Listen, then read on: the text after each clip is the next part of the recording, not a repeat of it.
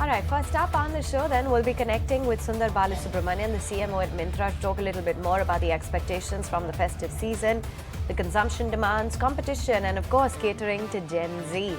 Thank you so much, Sundar, for joining in. To begin with, you've got the big fashion festival, the sales that will be announced very soon, and that goes live from the 26th. Just tell us a little bit more about what the expectation is this time around from the festive season, what kind of traction you're expecting. I think to kick off on your first question, just super excited about the festive event that is coming up. For us, every year we see a huge spike during the festive period, just in terms of number of customers, number of new customers, and just overall consumption going up. And we've seen that as a pattern through this year with the smaller festivals, right from Holi and Eid, right up in the first half of the year, from a Raksha Bandhan perspective, from a Onam and Ganesh Chaturthi perspective. So over the next few months, as there's so much more festive in the country, we are fairly excited about the prospect of growth, both from a customer perspective and just overall consumption perspective. For us, of course, there's lots of excitement in what we've put out in terms of the newer brands, the newer selection, and the newer curation that we are putting out there. We've also got a very interesting impetus on the Gen Z front with Forward from Myntra. It's a platform, it's an app which we started mid of last year, and we've been scaling it very successfully, and we are looking to kind of grow multiple fold on that front too. So all in all, we're fairly excited as we get into festive. So has there been any breakout category that you believe has seen good traction? You know, there's been that influx in consumption, fashion, beauty, wellness, all of that. And then you've got the local offerings. A lot of competitors have been doubling down. There's been international brands as well. What's your strategy? Sure. So, I mean, we are a marketplace, and our goal is to, enable access and curate brands and selection across cohorts, right? So one way to look at it is by customer cohorts. So you have Gen Z versus millennial, metro versus non-metro, and our selection build up that happens across all of them for what's important. The second one that from a growth perspective is to look at it by category.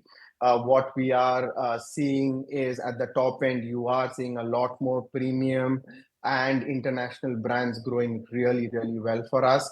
On the Gen Z side, we are seeing both international brands and D2C brands also growing very well for us.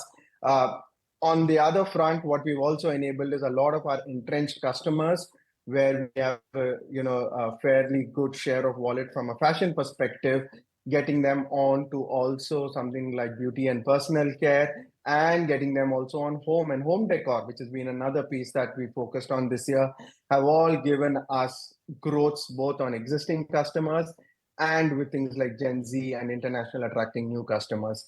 So that's kind of the playbook for us. I don't think I'm going to be able to share individual numbers in terms of growth because of that's not something I can share, but it's by cohort, and that's what's interesting for us.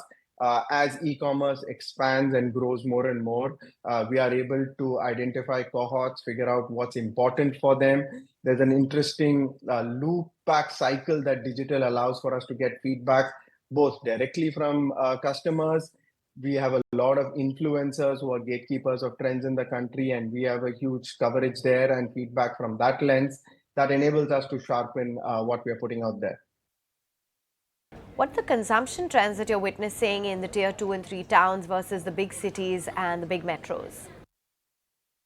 At least for us in our business, which is obviously all online and talking to the top 100, 200 million, we've seen growth rates kind of be equal across everywhere, metros and non-metros, right? And that's playing out. So for example, let's take Gen Z.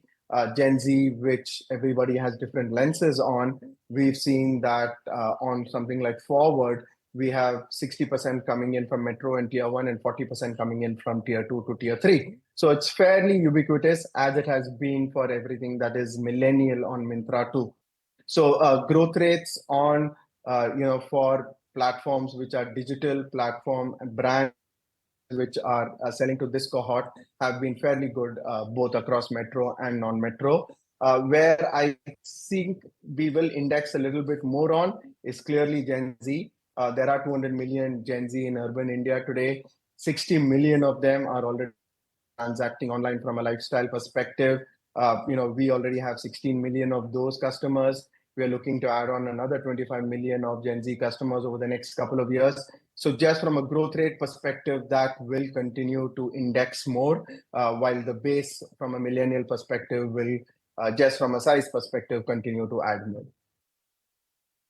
And how big is the opportunity when it comes to Gen Z? Because they are very price conscious, celebrity or influencer conscious shoppers. And how much do they contribute to your overall revenues? How much do you see that growing? Yes, I think it's early days, to be honest, for us to kind of quote revenue expectations. But I can leave you with a couple of numbers. One is an external number, which is we know from e-commerce lifestyle, and this is a Bain Myntra study that we put out recently, up to 25% of e-com GMV is driven by Gen Z today. From a Myntra user base, monthly active users that we are seeing, it's grown to now 25% of our monthly active users being Gen Z. So that should give you a sense of where this is going. I have no doubt it will continue to grow. As I said, 200 million is the market that exists just in urban India. So it will grow over time, and you will see business and GMV also, growing at those levels. Small at this point in time, the journey is kind of just begun. All right, thanks for that. Good to have you on board. If you like this video, then like, share and subscribe to ET Now.